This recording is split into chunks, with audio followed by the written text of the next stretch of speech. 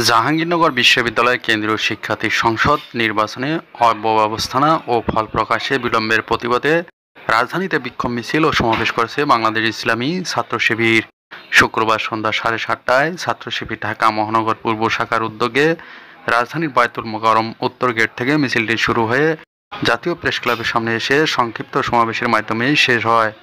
বিক্ষোভ মিছিলতর সমাবেশে প্রধান অতিথি হিসেবে বক্তব্য দেন ছাত্র শিবিরের কেন্দ্রীয় দপ্তর সম্পাদক সিবগাতুল্লাহ। এদিকে অন্তর্বর্তী সরকারের প্রধান উপদেষ্টা প্রেস সচিব শফিকুল আলম বলেছেন, আগামী বছরের 15 ফেব্রুয়ারির মধ্যেই জাতীয় নির্বাচন অনুষ্ঠিত হবে, কোনো অবস্থাতেই সময়সীমা পেছানো হবে না। শুক্রবার সকালে মাগুরার শ্রীপুর জেলার নাকল ইউনিয়নের মাঝাইল এলাকায় রেললাইন প্রকল্প পরিদর্শন শেষে সাংবাদিকদের তিনি এই তথ্য জানান। এছাড়াও তিনি বলেন, ঢাকা বিশ্ববিদ্যালয়ের কেন্দ্রীয় ছাত্র সংসদ নির্বাচন সহ বিভিন্ন জায়গায় নির্বাচন শান্তিপূর্ণ পরিবেশে অনুষ্ঠিত হয়েছে। একইভাবে জাতীয় নির্বাচনও শান্তিপূর্ণ ও সুষ্ঠু পরিবেশে সম্পন্ন হবে, এটি সরকারের অঙ্গীকার। মানুষ উৎসমুখর পরিবেশে কেন্দ্রে এসে যাকে খুশি তাকে ভোট দেবে, নির্বাচন বানচালের কোনো সুযোগ থাকবে না। নির্বাচনের ফল ঘোষণার আগ মুহূর্তে অধ্যাপক মাফরুহি সাত্তারের পদত্যাগকে লেজ গুটিয়ে পালানোর সঙ্গে তুলনা করেছে জাহাঙ্গীরনগর বিশ্ববিদ্যালয় কেন্দ্রীয় শিক্ষার্থী সংসদ ও হল সংসদ নির্বাচনে শিবির সমর্থিত প্যানেল সমন্বিত শিক্ষার্থী জোট।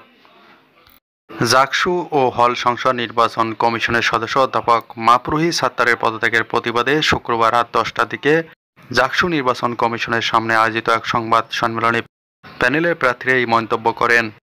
প্যানেলের কার্যকরী নারী সদস্য পদপ্রার্থী নুসরাত জাহান ইমা বলেন, নির্বাচনের শেষ মুহূর্তে একজন নির্বাচন কমিশনের সদস্যের পদত্যাগ আশা করা যায় না, তাকে আরও দায়িত্বশীল আচরণ করতে হবে। এই নির্বাচন নানা অনিয়ম ও অব্যবস্থাপনার কারণে আগে থেকেই প্রশ্নবিদ্ধ। কী অবস্থায় তার এই পদত্যাগ? আসলে পালিয়ে যাওয়া তার এই পদত্যাগ আমরা মেনে নিচ্ছি না। জাহাঙ্গীরনগর বিশ্ববিদ্যালয় কেন্দ্রীয় শিক্ষার্থী সংসদ নির্বাচনের ভোট গণনা এখনও চলছে। এর আগে হল সংসদের ভোট গণনা হয়েছে। আজ শনিবার নিয়ে তৃতীয় দিনের মতো গণনা চলছে। বিশ্ববিদ্যালয়ের সিনেট হলে এই ভোট গণনা চলছে। গণনা কখন শেষ হবে তা নিয়ে এখন পর্যন্ত সুনির্দিষ্ট কোনো তথ্য পাওয়া যায়নি। নির্বাচন কমিশন একবার এক সময়সীমার কথা জানিয়েছে। এবং সর্বশেষ, ইসলামী আন্দোলন বাংলাদেশের জ্যেষ্ঠ নায়েবে আমির মুফতি সৈয়দ মোহাম্মদ ফয়জুল করিম বলেছেন, পিআর সিস্টেমে নির্বাচনই বাংলাদেশের সবচেয়ে নিরাপদ নির্বাচন। আমরা এই পদ্ধতির জন্য আন্দোলন ও সংগ্রাম করব। তিনি বলেন, সরকার যদি এই দাবি না মানে তবে গণভোটের আয়োজন করতে হবে।